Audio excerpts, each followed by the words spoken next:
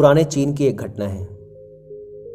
बहुत प्रसिद्ध है ये कहानी चीन में। पुराने चाइना में एक व्यक्ति रहता था जो संन्यास्त हो जाना चाहता था, बस खो जाना चाहता था।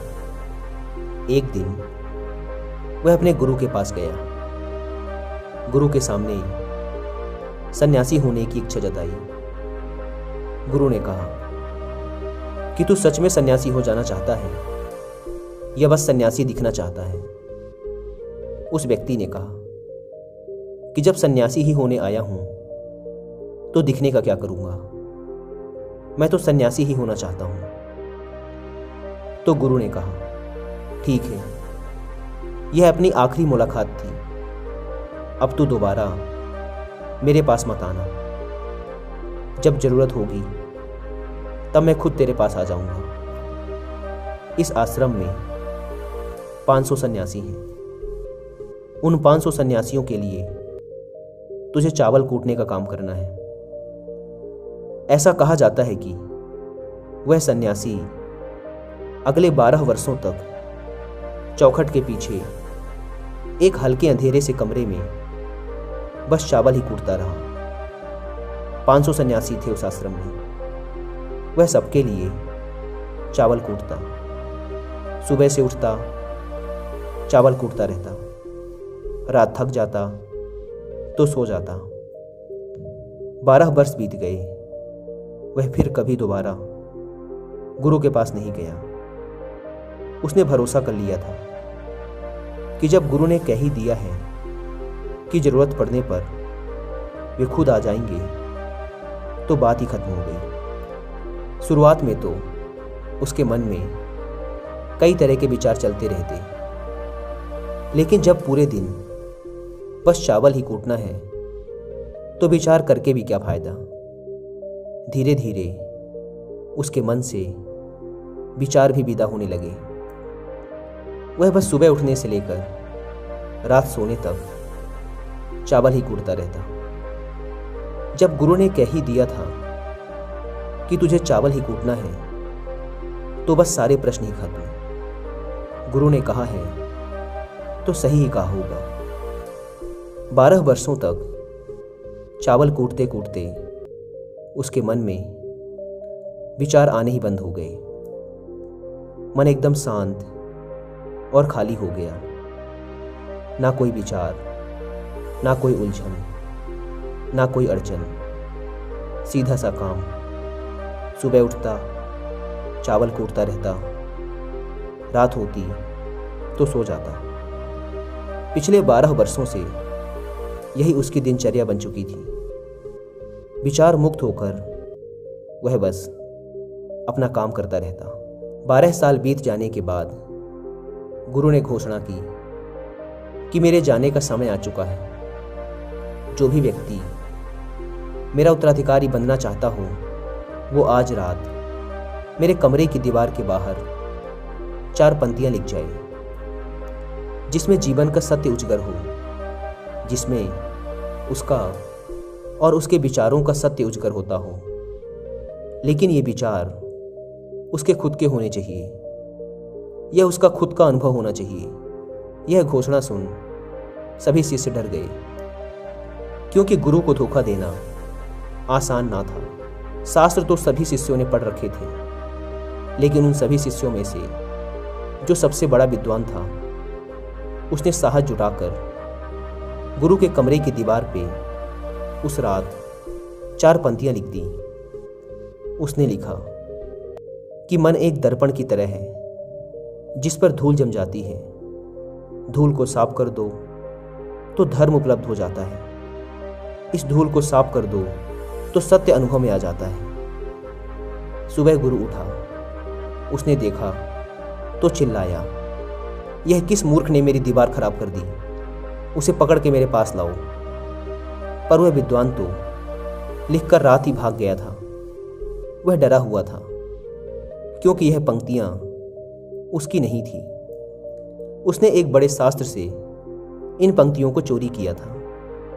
इसमें उसका खुद का अनुभव ना था। शब्द अच्छे तो थे, लेकिन उनमें प्राण नहीं थे।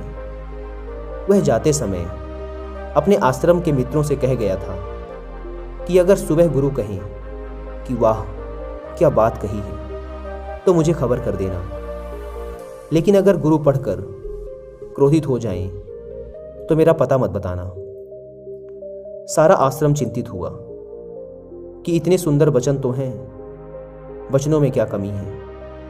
मन दर्पण की तरह ही तो है, जिसमें शब्दों की, विचारों की, अनुभवों की धूल जम जाती है। बस इतनी ही तो बात है। साफ कर दो दर्पण तो सत्य का प्रतिबिंब फिर बन जाता है। लोगों ने कहा, उस सन्यासी ने बात तो बिल्कुल ठीक ही लिखी है, लेकिन गुरु जरा जरूरत से ज़्यादा ही कठोर हैं। और अब देखते हैं कि इससे ऊंची बात गुरु कहाँ से लेकर आएंगे।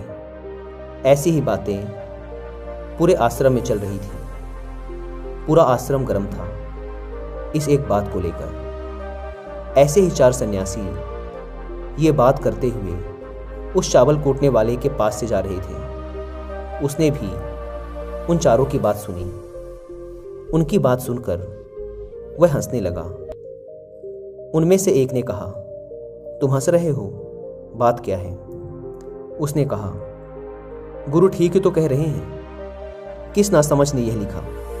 यह सुन वह चारों सन्यासी चौंके और फिर बोले, तू पिछले 12 वर्षों से चावल ही कूट रहा है और हम शास्त्रों पर सर पटक पटक कर मर गए, तो अब तू बताएगा कि क्या सही है और क्या गलत। उनमें से एक ने कहा, तो क्या तू लिख सकता है इससे बेहतर कोई वचन?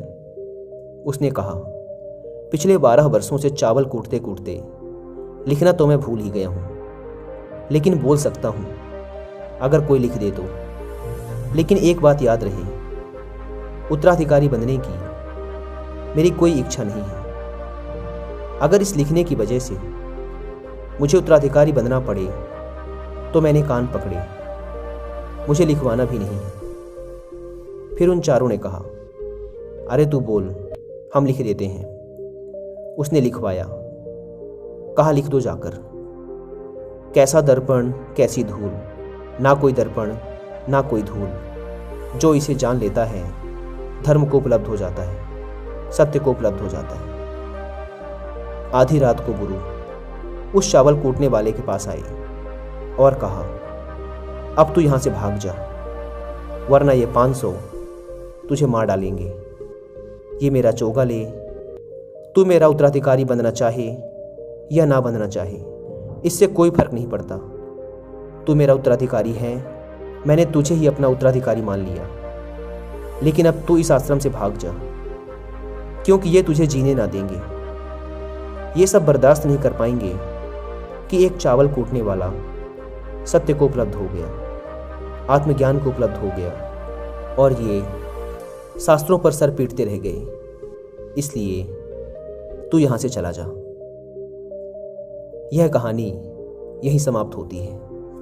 विचार शून्यता के संदर्भ में एक बार गौतम बुद्ध ने भी अपने एक शिष्य मौलिकपुत्र से कहा था कि जिस दिन तुम्हारे दिमाग में विचार उठने बंद हो जाएंगे, उस दिन तुम सत्य का अनुभव करोगे, तुम खुद को, इस ब्रह्मांड को समझ पाओगे, और यही बुद्धत्व प्राप्ति का पहला कदम है।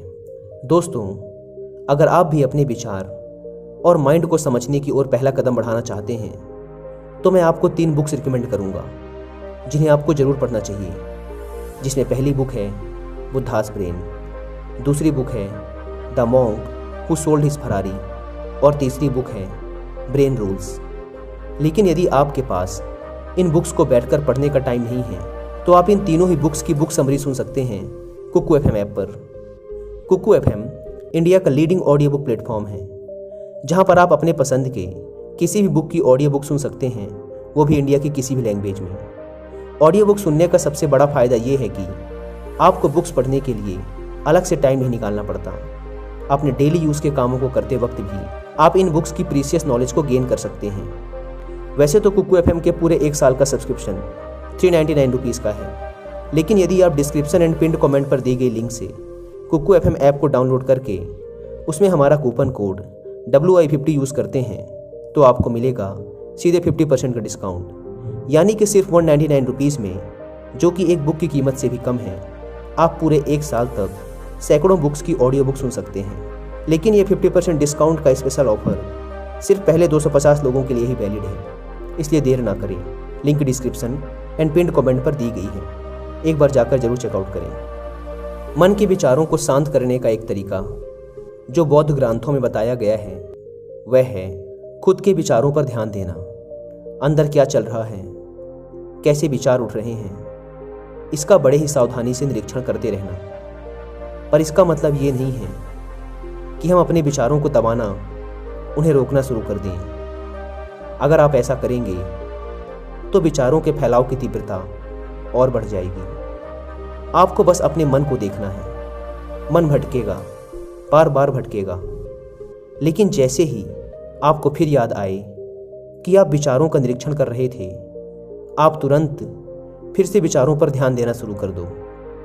शुरुआत में आपको काफ़ी परेशानी आएगी और मन बार बार भटकेगा भी, लेकिन कुछ दिनों बाद आप देखेंगे कि अब आप काफ़ी लंबे समय तक अपने विचारों को ऑब्जर्व कर पा रहे हैं। हर तरह के अच्छे बुरे विचार मन में आ रहे हैं, जा रहे हैं, लेकिन आप विचारों के साथ कोई छेड़खानी नहीं कर रहे हैं। धीरे धीरे आपके मन में विचारों के उठने की तीव्रता कम होती चली जाएगी, और अगर आप इस प्रक्रिया में और गहरे होते चले जाते हैं तो आप पाएंगे कि आपके मन में विचार उठने ही बंद हो गए हैं।